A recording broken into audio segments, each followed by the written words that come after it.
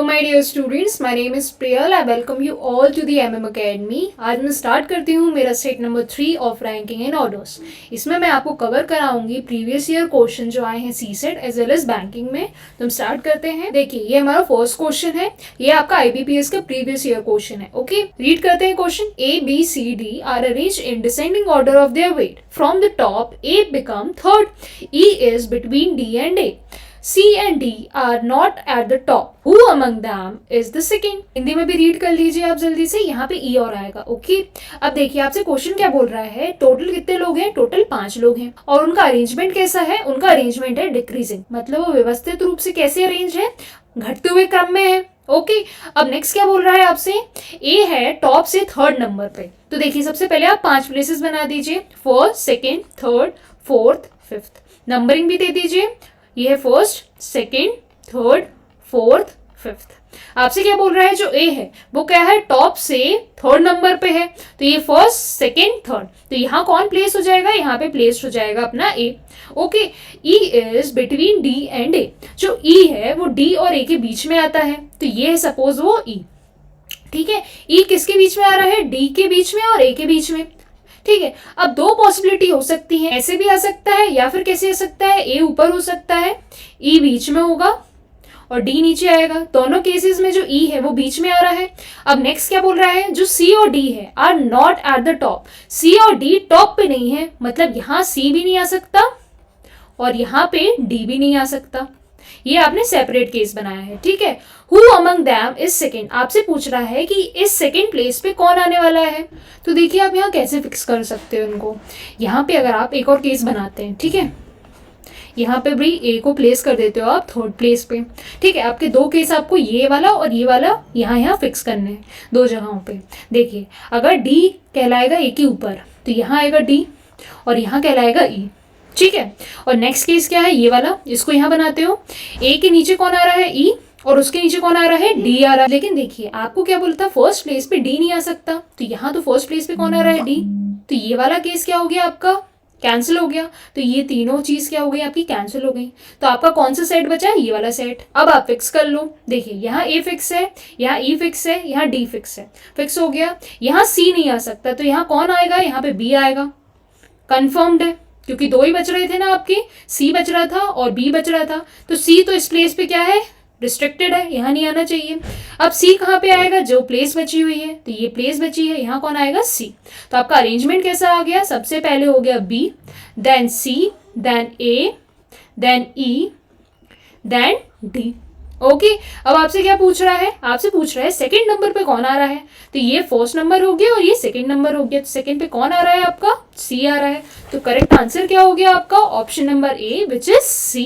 Okay, now come to the next question. Next question क्या है? Among A B C D E each having a different weight, D is heavier than A and E, B is lighter than C. तो देखिए, आप सबसे पहले इसको draw कर लीजिए। आपको यहाँ भी क्या दिया है? सारे वेट्स दिए हैं, इनको आपको कंपेयर करना है। हिंदी में भी आप रीड कर सकते हो। देखिए, आपके पास टोटल कितने लोग हैं? ये 5 लोग हैं। ठीक है, आपसे क्या बोल रहा है? D is heavier than A and E. जो डी है वो हैवी किससे है? ए से हैवी है और ई से हैवी है। डी हैवी और किससे है? ई से हैवी है। ऐसा मत बना देना कि डी हैवियर देन ए, हैवियर देन ई। ये मिस्टेक नहीं करनी है आपको। अब नेक्स्ट क्या बोल रहा है? बी इज लाइटर देन सी। जो बी है वो लाइटर है किससे? सी से। तो आप ऐसे बना सकते हो, बी इज लाइटर देन सी। बना सकते हो ऐसे। तो देखिए, यहाँ पे आप इसको ऐसे लिख सकते हो, सी इज ग्रेटर देन बी। ठीक है, आपको ये कंक्लूजन मिला। ठीक है, तो आपने ये 3 केसेस बना लिए। अब आपसे पूछ रहा है who among them is heaviest. अब आपको बताना है इसको देख के कि सबसे हैवी कौन है। तो आप हैवी कैसे बना पाओगे? जब आपको कनेक्टिविटी मिलेगी किसमें? इन तीनों के बीच में। देखिए, आपको ये डी डी कॉमन मिल रहा है यहाँ पे, लेकिन कोई कनेक्टिविटी नहीं मिल रही ना। यहाँ पे अगर ऐसे बोल दो आप, D is heavier than A comma ई, आपको ये तो नहीं बता रहा ना कि ए हैवियर है ई से या फिर ई हैवियर है ए से। ये तो कुछ नहीं बता रहा आपको क्वेश्चन। यहाँ से आपको कोई भी कनेक्टिविटी नहीं मिल रही, इससे भी आपको कोई कनेक्टिविटी नहीं मिल रही। तब आपको कनेक्टिविटी एक से भी नहीं समझ में आ रही कि सबसे हैवी कौन है और सबसे लाइटेस्ट कौन है ना। अगर आपको कनेक्टिविटी मिलती तब आप डिक्लेयर कर सकते थे कि सबसे हैवी कौन है और सबसे लाइट कौन है। लेकिन यहाँ कनेक्टिविटी ना होने के कारण आपका आंसर क्या होगा? कभी भी आएगा नहीं। तो अगर आपका आंसर कभी भी आता नहीं है तो आप उसको क्या बोलते हो, डेटा इज इनएडिक्वेट, मतलब सफिशिएंट आपने डेटा नहीं दिया कि हम आपके क्वेश्चन का आंसर कर पाए, है ना, इसको बोलेंगे data is inadequate. None of these answer नहीं आएगा। देखिए नन ऑफ दीज कब आता है, जब आपका पर्टिकुलर कोई एक आंसर आ रहा है और वो ऑप्शन में प्रेजेंट नहीं है, लेकिन यहाँ पे क्या हो रहा है, आपका आंसर ही नहीं आ रहा है, आंसर ही नहीं निकाल पा रहे हो आप। जब आप आंसर ही नहीं निकाल पाते तब आता है डेटा इज इनएडिक्वेट। ओके, अब नेक्स्ट क्वेश्चन देखते हैं इसी तरीके का। ये वाला क्वेश्चन जो है आपका आया हुआ है IBPS सी सेट का, जो मैंने अभी आपको एक्सप्लेन किया। जो नेक्स्ट वाला है वो भी आया हुआ है IBPS और सी सेट में। देखिए ये भी इसी पैटर्न का क्वेश्चन है। Among ABCDE each having different weight, सबका अलग अलग वेट है। D is not lighter than B, आपसे क्या बोल रहा है, जो D है वो क्या हल्का नहीं है किससे, B से, तो आप क्या बोलोगे, D भारी होगा B से, ऐसे बोल सकते हो। अब नेक्स्ट क्या बोल रहा है, E is not heavier than E, जो E है वो हैवी किससे नहीं है, A से, तो आप क्या बोलोगे, A हो सकता है हैवी E से। अगर E हैवी नहीं है A से तो A ही होगा E से हैवी, ये बनाओगे कंक्लूजन। नेक्स्ट क्या बोल रहा है, C इज नॉट हैवीएस्ट, जो C है वो सबसे भारी नहीं है, तो C क्या होगा, कहीं बीच में आएगा। देखिए आप देखिए 5 लोग हैं आपके, टोटल कितने, A B C D और E, ठीक है। आपको क्या बोल रहा है, C इज नॉट हैवीएस्ट, मतलब यहाँ फर्स्ट प्लेस पे कौन नहीं आएगा, आपने अगर एरोज बनाए ऐसे तो फर्स्ट प्लेस पे कौन नहीं आएगा, कभी भी C नहीं आएगा। तो C कहाँ आ सकता है, C यहाँ आ सकता है, यहाँ आ सकता है, यहाँ आ सकता है, या फिर यहाँ आ सकता है, 4 प्लेसेस पे आ सकता है C। Who among them is lightest, अब आपको बताना है सबसे लाइट कौन है। तो देखिए आप इसमें भी आंसर नहीं कर सकते। देखिए यहाँ से आपको कोई कनेक्टिविटी मिल रही है क्या, नहीं मिल रही है, सेम लेटर्स नहीं मिल रहे, तो कनेक्टिविटी नहीं बनी, तो आप ये वाले ब्लैंक्स कभी फिल कर ही नहीं पाओगे। ओके, तो आप इसका भी आंसर कभी दे नहीं सकोगे, इसलिए इसका आंसर क्या हो जाएगा, data is इनएडिक्वेट। Okay, option number D correct हो गया। अब नेक्स्ट क्वेश्चन देखिए, नेक्स्ट है आपकी पजल, ये आई है आपकी SBI PO की पजल है, ठीक है। देखिए इन अ बिल्डिंग ऑफ 7 फ्लोर, आपकी टोटल बिल्डिंग कितनी फ्लोर की है, 7 फ्लोर की है। नेक्स्ट क्या बोल रहा है, in such a way that the ground floor is number 1, और आपका ग्राउंड फ्लोर को क्या बोला है आपने, नंबर 1 फ्लोर, ठीक है। 1 2 3 4 5 6 7 ऐसे 7 फ्लोर हैं, जिसमें ये जो ग्राउंड फ्लोर है उसको आपने क्या बोला है, फर्स्ट नंबर का फ्लोर, और ऊपर जाते जाते आपके क्या हो गए हैं, सेकेंड थर्ड फोर्थ और 7 तक आप फ्लोर चलते गए हो। रीड कर लीजिए, the floor above it number 2 and so on such that the topmost floor is number 7, बना लिया हमने। 1 out of the 7 floor ABCDEFG lives on each floor, इसका मतलब हुआ कि एक पर्सन एक ही फ्लोर में रह सकता है। 7 लोग हैं, हर पर्सन एक ही फ्लोर पे रह सकता है, हर एक पर्सन के लिए एक फ्लोर है, ये आपको क्लियर हुआ। अब क्या बोल रहा है नेक्स्ट आपसे, A live on the 4th floor, A कहाँ रहता है, 4th फ्लोर में। E live on a floor immediate below F floor, वो क्या है, इमीडिएट बिलो, मतलब ई का फ्लोर क्या है, जस्ट नीचे किसके, F के। एक बार और रिपीट करती हूँ, E lives on a floor immediate below F floor, मतलब जो ई का फ्लोर है वो क्या है, इमीडिएट बिलो, मतलब F का जो फ्लोर है उसके जस्ट नीचे वाला किसका फ्लोर है, ई का फ्लोर है ना, ये भी आपने बता दिया। अब नेक्स्ट क्या बोल रहा है आपसे, C live on 3rd floor, C कहाँ रह रहा है, 3rd फ्लोर पे रहता है। B does not live on a floor immediate below और अबव C, देखिए C है उसके ऊपर भी B नहीं रहता है और उसके नीचे भी B नहीं रहता है, ये कंडीशन है। अब नेक्स्ट क्या बोला है, D does not live on top most floor, जो D है वो सबसे ऊपर नहीं रहता, मतलब सबसे ऊपर वाली मंजिल में D नहीं रहेगा। नेक्स्ट बोला है G does not live on any floor below E's floor, जहां E रह रहा होगा उसके नीचे जितने ही फ्लोर्स आ रहे हैं उसमें G बिल्कुल नहीं रहेगा, उसके ऊपर ही कौन रहेगा, G रहेगा। तो अब हम इसको ड्रॉ करके देखते हैं। देखिए आपकी बिल्डिंग है, 7 फ्लोर है, बना देते हैं। नीचे वाले को 1st फ्लोर दिया, 2nd 3rd 4th 5th 6th 7th, okay. ये क्या है आपका ग्राउंड फ्लोर।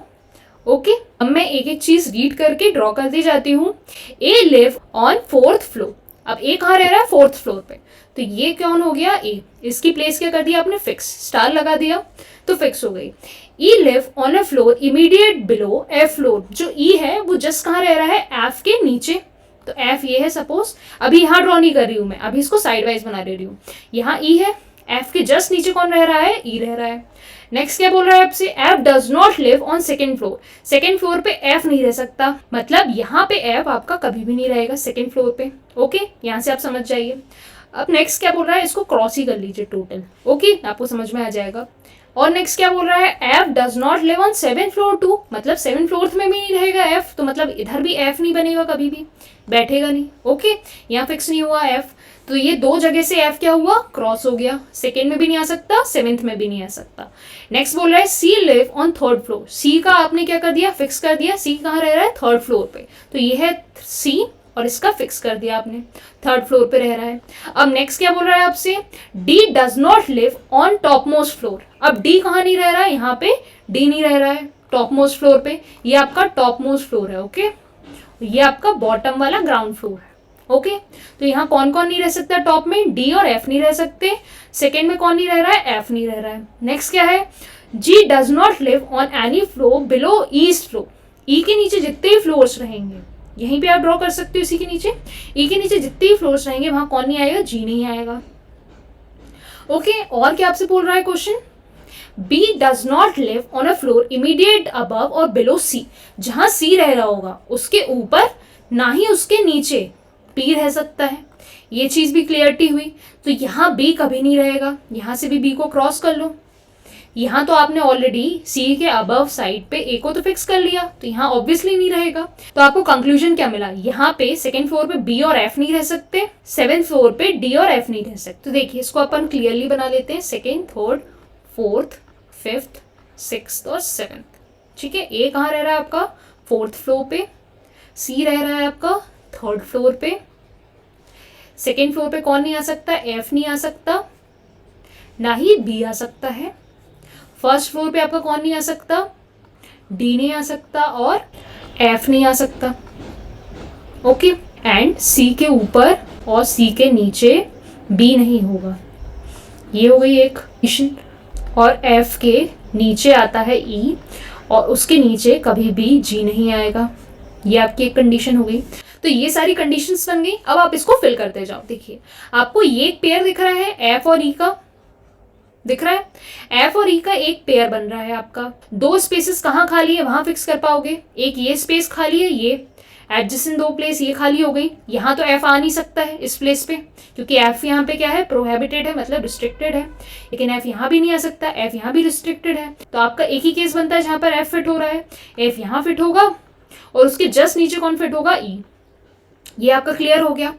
अब क्या बोल रहा है आपसे, ये वाली कंडीशन देखो, जी कहाँ नहीं आएगा, कभी भी ई के नीचे नहीं आएगा, तो जी यहाँ नहीं आएगा कभी और यहाँ नहीं आएगा, ई के नीचे कभी भी जी नहीं आएगा।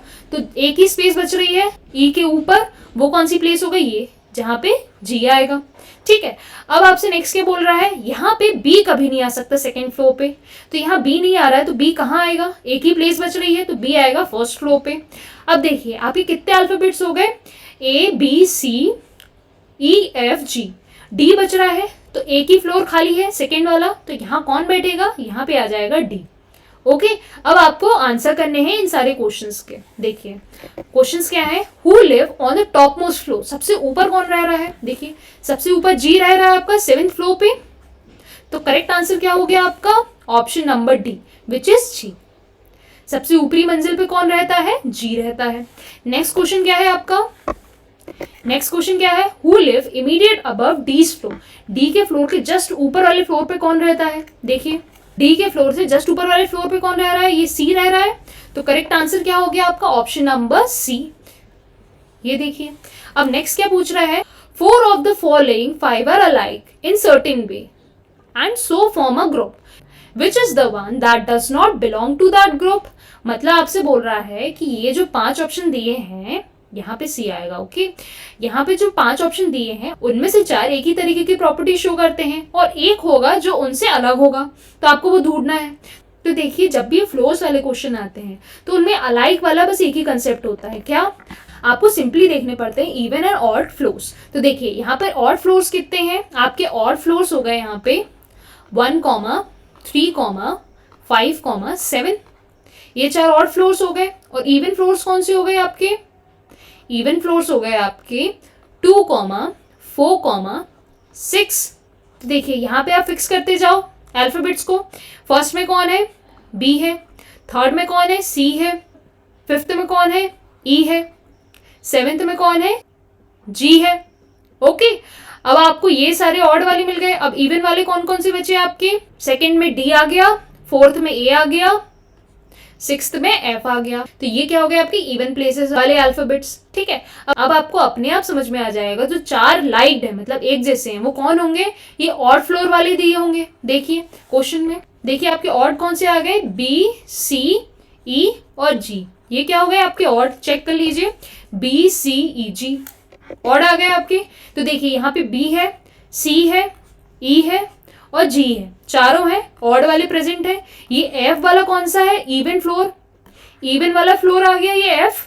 तो यही क्या हो जाएगा? Alike, different. ओके, तो आपका करेक्ट आंसर क्या हुआ? Option number A. Okay, now look over this next question.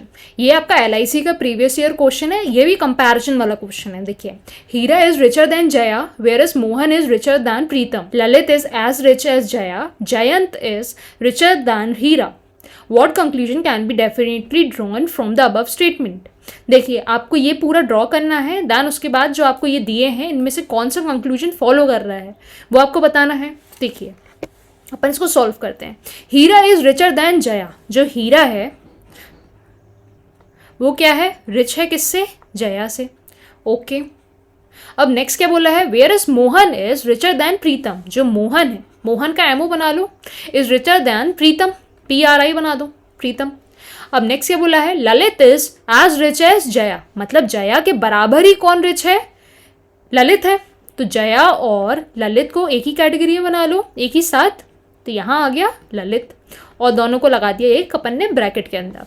Next क्या बोला? जयंत जो है, जयंत इज रिचर देन हीरा, हीरा से रिच कौन है? जयंत है। तो देखिए यहाँ आ गया जयंत। ओके, ये वो जयंत हो गया, ये हीरा है। ओके, अब आपको कंक्लूजन बताना है तो हम एक एक करके कंक्लूजन रीड करते जाते हैं, जो फॉलो होगा उसको टिक कर दीजिएगा। जया इज पुअरर देन प्रीतम, जया जो है वो किससे गरीब है? प्रीतम से गरीब है। तो देखिए जया कहाँ है? ये है जया। और प्रीतम कहाँ पे है? प्रीतम ये है। जया और प्रीतम के बीच में कुछ कनेक्टिविटी मिल रही है आपको? नहीं मिल रही। देखिए जया किससे कनेक्टेड है? जया ललित से कनेक्टेड है, हीरा से कनेक्टेड है और जयंत से कनेक्टेड है। लेकिन जो प्रीतम है वो अकेला मोहन से कनेक्टेड है, तो आपको कोई भी कनेक्टिविटी नहीं मिली। मोहन और प्रीतम अलग ही चल रहे हैं, कनेक्टिविटी बस किसके बीच में डेवलप हो रही है? इन चारों के बीच में। ओके, अब देखिए नेक्स्ट क्या है? तो ये आपका क्या हो गया? रॉन्ग। अब नेक्स्ट रीड करिए। प्रीतम इज रिचर देन ललित, जो प्रीतम है वो रिच किससे है? ललित से। तो देखिए प्रीतम अभी भी क्या है? इस कैटेगरी में है और ललित कहाँ पे है? यहाँ पे है। तो प्रीतम और ललित का कोई भी कॉम्बिनेशन आपका बन नहीं रहा, कोई भी कनेक्टिविटी आपकी नहीं बन रही यहाँ पे भी। ओके, अब नेक्स्ट क्या बोल रहा है आपसे? ललित इज पुअरर देन हीरा, हीरा से पुअर कौन है? ललित है। तो देखिए हीरा कहाँ है? ये है। तो यहाँ बना लेते हैं हीरा ये है। ठीक है, हीरा से पुअरर कौन है? जया थी। ओके, और जया के बराबर कौन था? ललित था। तो अगर जया हीरा से पुअर है तो ऑब्वियसली हीरा से ललित भी पुअर ही होगा। तो ये कंक्लूजन क्या होगा आपका? सही। अब नेक्स्ट देखो, आपको रीड करने की जरूरत नहीं है लेकिन स्टिल रीड कर लेते हैं। Mohan is richer than Jayant, Mohan क्या है? Richer than Jayant. अब देखो ये दोनों की तो कनेक्टिविटी कहीं है ही नहीं, प्रीतम और मोहन की। प्रीतम और मोहन अलग ही चल रहे हैं लीक में, है ना, तो इनकी कोई कनेक्टिविटी नहीं है इन लोगों के साथ। तो ये भी क्या हो गया आपका? रॉन्ग हो गया। एंड फिफ्थ तो आपका नन ऑफ द अबव है। तो फिर आपका करेक्ट आंसर कौन सा हो गया? Option number 3। अच्छे से बना देती हूँ। Hira is richer than Jaya, Jaya और ललित एक बराबर के हैं और हीरा से रिच कौन है? जयंत है। और नेक्स्ट क्या बोल रहा है? मोहन जो है वो रिचर किससे है? प्रीतम से। ठीक है, ये दो आपके ड्रॉन हो रहे थे इसके थ्रू, स्टेटमेंट के थ्रू। और सही कौन सा हो रहा था? Option number 3। ओके, अब एंड करने से पहले मैं आपको MM अकेडमी ऐप के बारे में बताऊंगी। आप हमारा MM अकेडमी ऐप डाउनलोड कर सकते हैं प्ले स्टोर में जाके। बहुत ही सिंपल प्रोसेस है। आपको डाउनलोड करना है MM अकेडमी ऐप, देन आपको साइनअप करने का ऑप्शन मिलेगा। जैसे ही आप साइनअप करोगे आपको 2 फ्री वीडियो लेक्चर्स मिलते हैं जिनको आप अटेंड कर सकते हो। नेक्स्ट क्या होता है? नेक्स्ट आपको जाना पड़ता है प्रोफाइल पे। तो जैसे ही आप प्रोफाइल पे जाओगे आपको ऑप्शन मिलेगा जिसमें आप प्लान परचेज कर सकते हो। आपको डिफरेंट प्लान्स मिलेंगे, मंथली मिलेंगे, 3 मंथ्स के मिलेंगे, ईयरली मिलेंगे, है ना। आपको जो भी सही लगे आप उसको परचेज करें, बहुत ही अफोर्डेबल प्राइजेस में प्लान से, और एंजॉय करें फिर उसके बाद हमारे साथ स्टडीज। ओके, आपको अगर कोई भी डाउट आता है quant as well as reasoning में, तो आप मुझे अपने डाउट्स भेज सकते हैं इन आईडीज़ में। मेरी इंस्टा आईडी है, ये मेरी टेलीग्राम आईडी है, आपको मेंशन करिए डिस्क्रिप्शन बॉक्स में, आपको दिख जाएगी। ओके, तो मैं एंड करती हूँ अपनी क्लास का। अगर पसंद आई हो क्लास तो please like, share and subscribe. Thanks for watching.